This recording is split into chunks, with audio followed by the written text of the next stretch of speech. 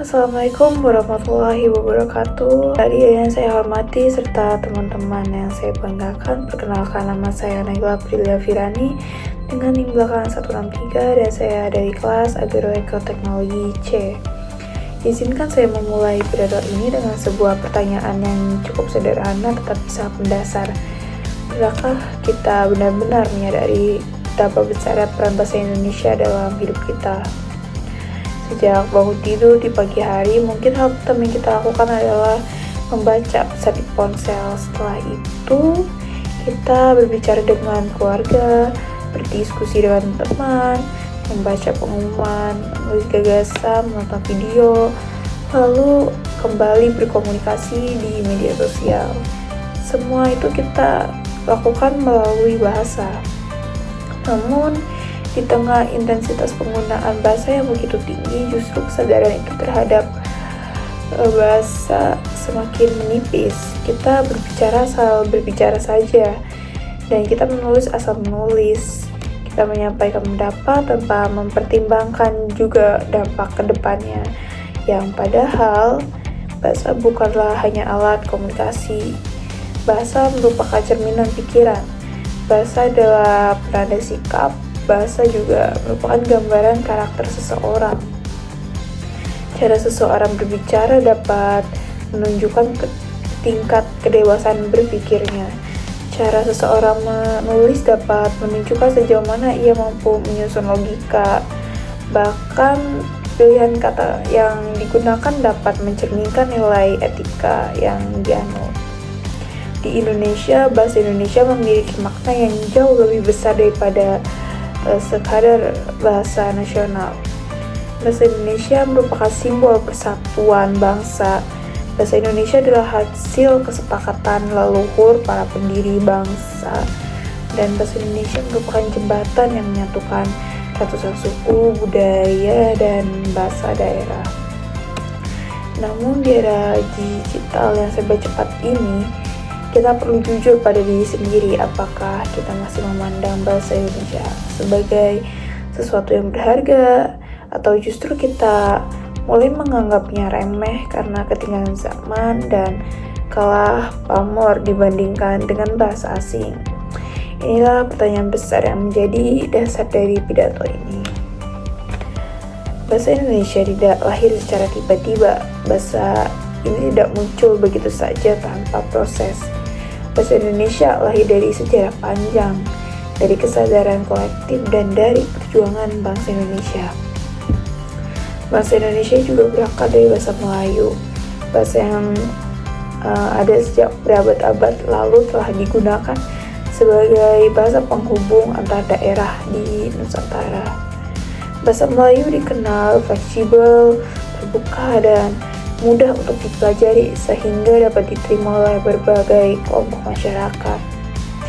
Namun, keputusan menjadikan bahasa Melayu sebagai bahasa Indonesia bukan sekedar keputusan linguistik, melainkan keputusan politik dan juga keputusan sosial. Ini merupakan keputusan untuk mengutamakan persatuan di atas kepentingan daerah dibandingkan kepentingan pribadi. Puncak Indonesia terjadi pada tanggal 28 Oktober 1978 melalui peristiwa Sumpah Pemuda. Para pemuda dari berbagai daerah yang ada di Indonesia dengan latar belakang budaya dan bahasa yang berbeda menyatakan satu tekad, satu nusa, satu bangsa, dan satu bahasa, yaitu bahasa Indonesia. Keputusan ini menunjukkan kedewasaan berpikir para pemuda pada saat itu. Mereka sadar bahwa perjuangan tidak akan berhasil jika bangsa terpecah, termasuk terpecah oleh bahasa. Oleh karena itu,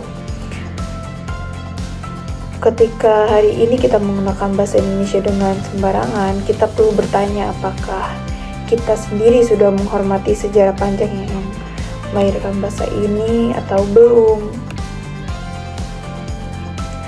Setelah Indonesia merdeka, bahasa Indonesia ditetapkan dengan bahasa negara sebagaimana tercantum dalam Undang-Undang Dasar Negara Republik Indonesia di di tahun 1945, yang artinya bahasa Indonesia memiliki kedudukan resmi dalam penyelenggaraan negara. Bahasa Indonesia digunakan dalam pemerintahan, hukum, pendidikan, dan berbagai kegiatan resmi lainnya. Di dunia pendidikan, bahasa Indonesia menjadi bahasa pengantar utama dari tingkat dasar hingga tingkat ke perguruan tinggi. Dan melalui bahasa, ilmu pengetahuan lebih bisa untuk dikembangkan dan disebarluaskan. Namun ironisnya pada saat ini muncul anggapan bahwa bahasa Indonesia kurang mampu untuk mengikuti perkembangan ilmu pengetahuan dan teknologi.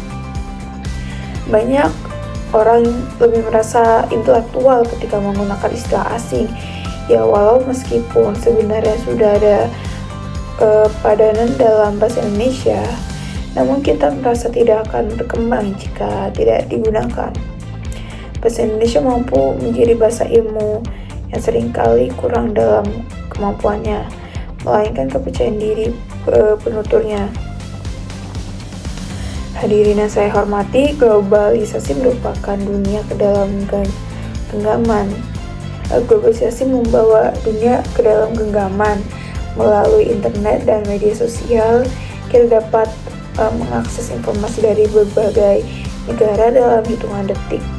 Bahasa asing, terutama bahasa Inggris, menjadi semakin dominan pada era saat ini.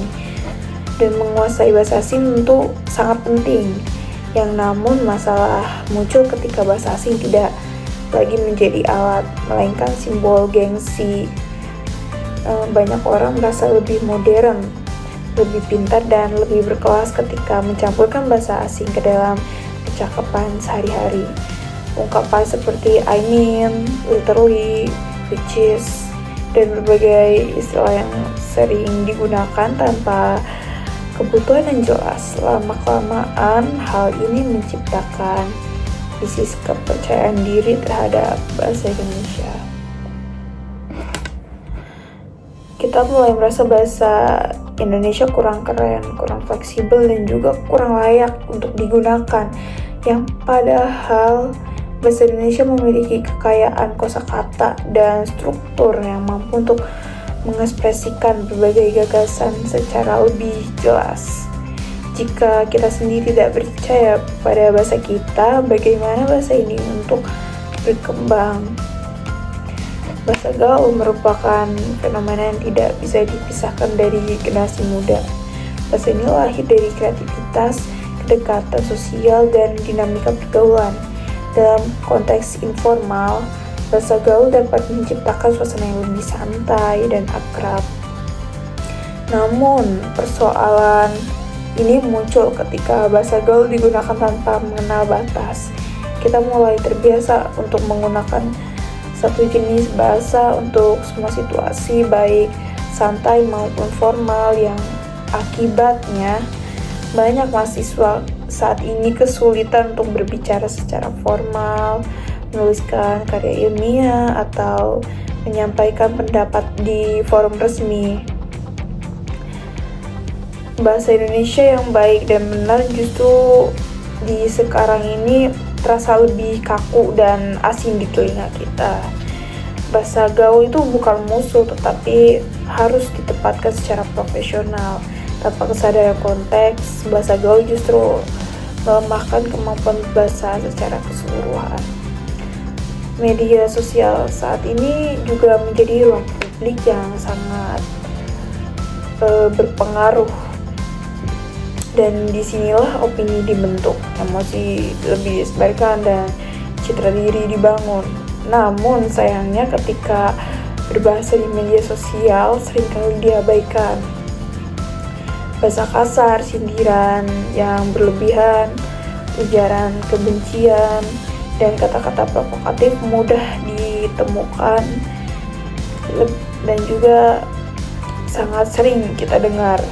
Banyak orang terasa lebih bebas berbicara karena tidak berhadapan langsung dengan lawan bicaranya, atau sekarang lebih dikenal secara virtual. Bahkan berbahasa di media sosial mencerminkan kualitas individu dan kualitas masyarakat. Bahasa yang tidak santun menciptakan iklim komunikasi yang tidak sehat dan penuh konflik. Jika generasi muda ingin membawa perubahan positif, maka perubahan itu harus dimulai dari cara berbahasa di ruang digital. Dunia pendidikan merasakan dampak langsung dari kebiasaan berbahasa yang kurang tepat. Banyak mahasiswa kesulitan menulis dengan bahasa akademik karena terbiasa menggunakan bahasa informal dan singkat. Kesalahan ejaan kalimat tidak efektif dan kurang koherensi menjadi masalah yang saat ini sering muncul. Dan hal ini menunjukkan bahwa kemampuan berbahasa Indonesia yang baik dan benar masih perlu diperkuat. Dan pada akhirnya kita perlu bertanya pada diri sendiri, apakah kita ingin bahasa Indonesia terus berkembang atau perlahan lebih kehilangan wibawanya. Dan sebagai penutup, saya ingin menegaskan kembali bahwa bahasa Indonesia adalah jati diri bangsa. Menjaga bahasa berarti menjaga martabat bangsa di tengah arus digitalisasi yang semakin deras dan juga pengaruh media sosial yang sangat berbahaya. Mari kita gunakan bahasa Indonesia dengan bangga, bijak, dan juga bertanggung jawab. Dan juga jika bukan kita yang menjaga bahasa Indonesia, lalu siapa lagi? Terima kasih atas perhatian dari kalian. Wassalamualaikum warahmatullahi wabarakatuh.